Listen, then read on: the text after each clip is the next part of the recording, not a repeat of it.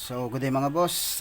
Usapang tensioner tayo ngayon mga boss. So, itong tensioner na to ay galing sa Honda Click. So, ito ay stock tensioner ng Honda Click mga boss.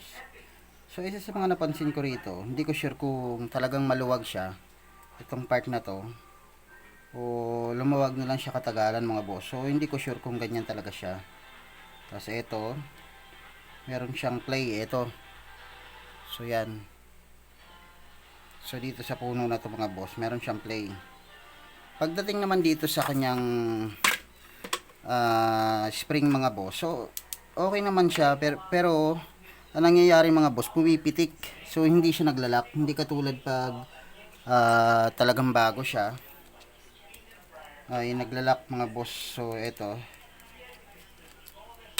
kasi, ang ginawa ko dito mga boss, may video ako na ito sa Honda Click tambay ako mga boss. So ito, na-reset ko na to mga boss. So kinalas natin to, kinuha natin yung pinaka pin niya dyan at kinalas natin yan, binawasan natin yung kanyang spring sa loob para bumalik yung dating tension. So eto okay naman sa una mga boss. So umokay ito nung una, umabot din siya ng mga 2 buwan mga boss. So 2 buwan siya na okay. So pagkatapos ng alos 2 buwan mga boss ay bumalik uli yung ingay dun sa kanyang motor mga boss, dito sa kanyang tensioner. So pakita ko sa inyo mga boss. So yan.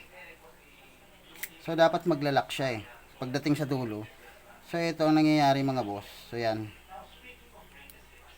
Naglalak siya pero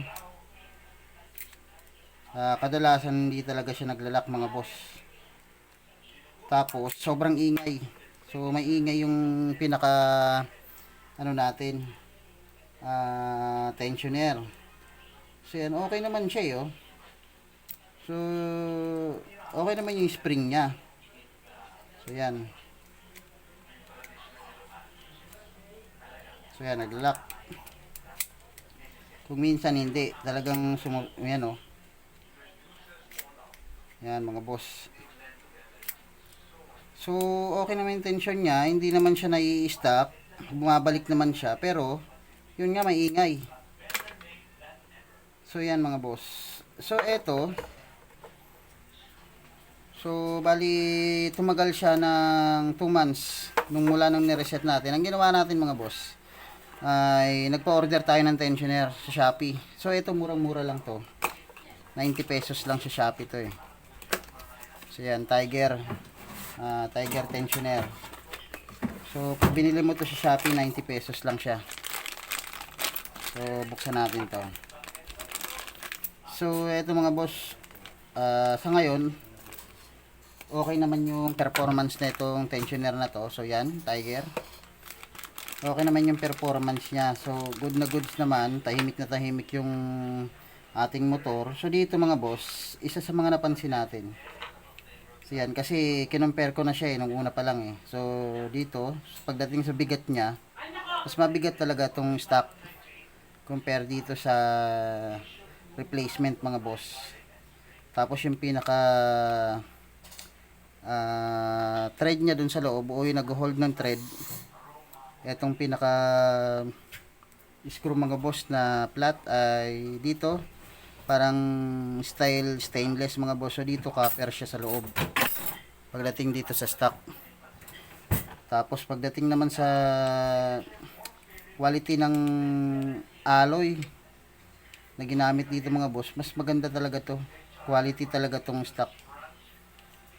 So dito sa body mga boss, makikita natin na eto, parang may pagka hindi talaga pulido. So yan yung part na yan. So yan, hindi maganda yung pagkaka-finish dyan mga boss, compare dito sa stock talaga, na maganda talaga yung pagkaka-finish nya. Pero all goods naman to mga boss. So dito, tingnan natin So walang alog. Pati dito sa puno mga boss, wala rin siyang alog. Compare dito sa tinanggal natin mga boss.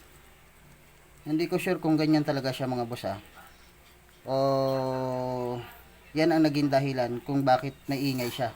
So dito rin sa puno mga boss, ganyan din yan So yan. So check natin to mga boss. So yan, check natin yung kanyang mechanism. So okay naman oh.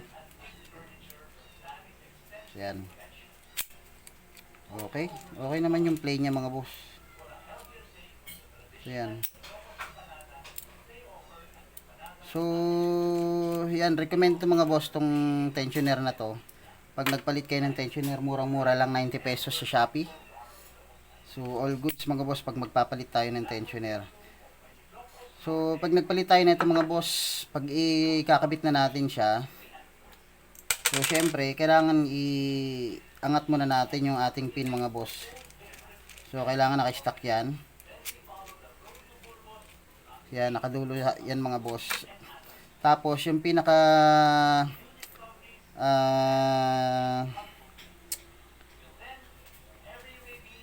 pinaka-guide ng ating tensioner doon mga boss sa ilalim, yung pinagtatamaan nito na parang plastic, kailangan nakaibaba siya mga boss. So, ikutin natin yung ating pulley para maibaba natin yung pinaka-tatamaan nito mga boss na plastic sa ilalim para mag-adjust to ng maayos mga boss.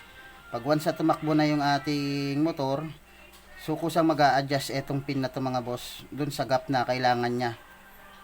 So para hindi umingay yung ating motor mga boss pag once na nagpalit tayo nito.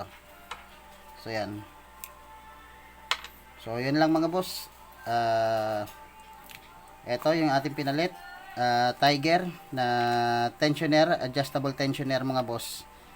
Mabibili natin sa Shopee yan. So yan. Okay.